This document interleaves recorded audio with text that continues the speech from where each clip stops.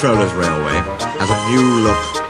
From end to end, they're clearing old ballast from the track and packing the sleepers with fresh stones. The gangers are pleased. Weeds don't grow in it, they say. And even James has stopped grumbling about dirty sidings. Douglas and Donald disappeared regularly behind the big station, along a line on which none of the others had ever gone. They returned with loaded ballast trains, and were most mysterious about it.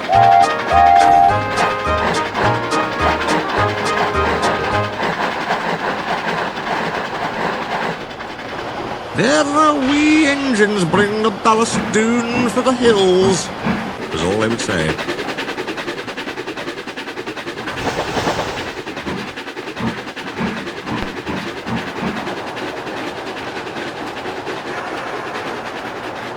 Soon the engines could talk of nothing else. James and Henry thought the very wee engines must be some kind of magic. I don't believe it, said Gordon. Donald and Douglas have pulled our wheels before. But Duck wanted to see for himself, so he asked permission to take some trucks.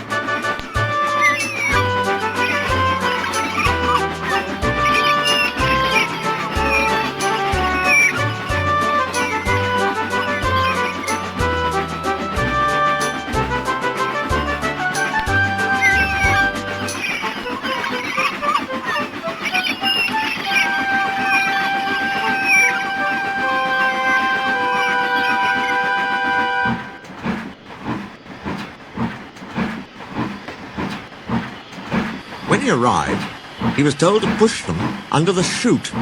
This was like a tunnel made of steel girders. On top of it stood some queer-looking trucks.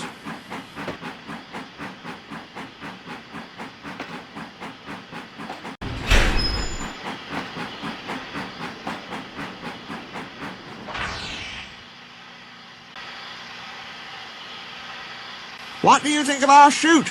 said a voice. "Good, innit?" Duck blinked. Standing beside him was a small green engine. "Where did you spring from?" asked Duck. "I've been here all the time," smiled the small engine. "I'm Rex, and you, I'm sure, are Duck. How did you know?" "That's easy. There's only one Great Western engine in these parts." There was a sudden rattling and roaring. Duck's whole train shuddered. What was that?" he asked, startled. "That was our chute. The bottoms of these wagons slide out, and the stones fall through the chute into your trucks. We may be small, but we're quite efficient." Duck puffed away, much impressed.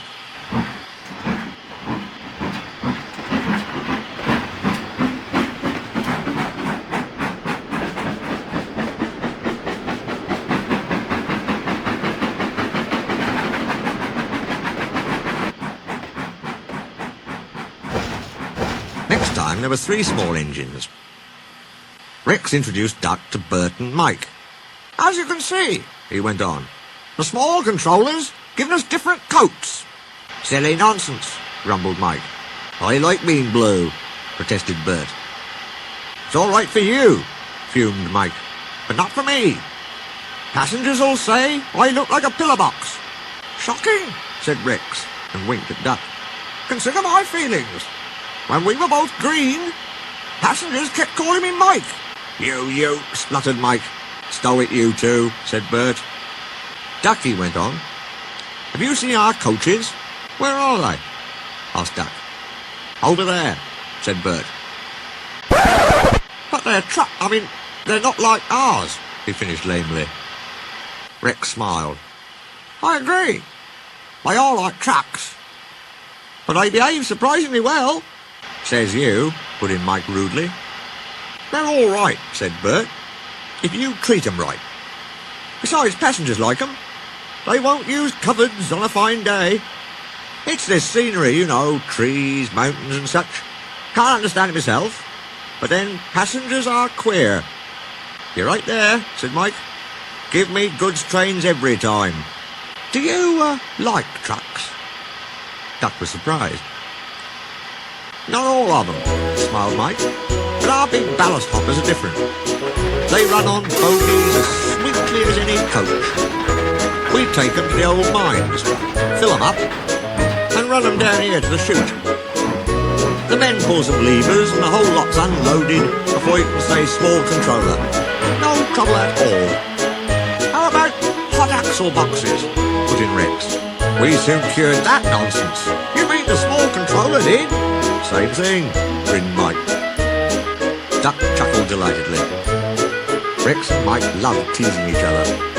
I can't understand, said Duck, why I've never heard about you before. The small engines all answered at once. We've only just come from our railway in England, which closed. Your fat controller asked us to come and fetch ballast for him. And he said he'd bring us plenty of passengers too.